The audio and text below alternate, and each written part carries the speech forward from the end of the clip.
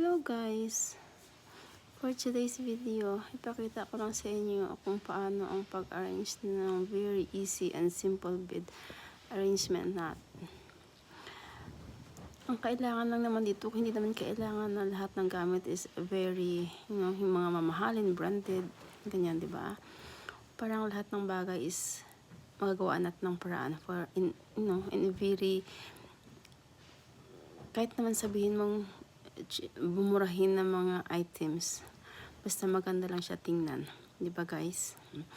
Ngayon, meron pa akong ipakita sa inyo, very easy, para sa single bed lang to.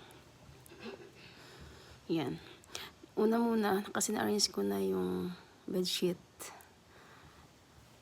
tapos kasunod niyan is yung soft blanket na, parang yan yung pinaka blanket. Tapos sinunod ko ang dubit. Ayan. Dapat lang naman is i-proportion lahat ng kulay. Kumbaga parang, kahit naman hindi naman isang set or isang brand, basta proportion ang kulay. Ganyan. Tapos from pillowcases hanggang through pillow niya dapat proportion. Yan. Very easy. Hindi naman to as in kamahalan ang mga ang ginamit.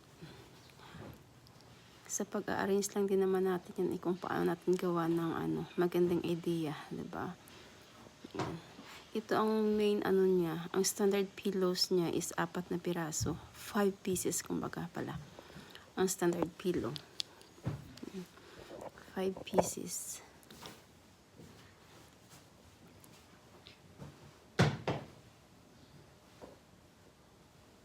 Yan. Tapos most important is yung mga throw pillows niya, dapat proportion talaga. Kumbaga, nagkakatugma ang mga kulay.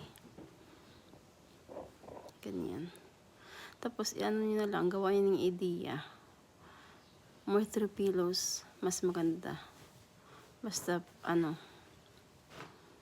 maganda tingnan. Yan lang. Tapos, lagyan siya ng konting accent niya para, mas mabubuhay pa. Diba? Ganyan lang. Thank you.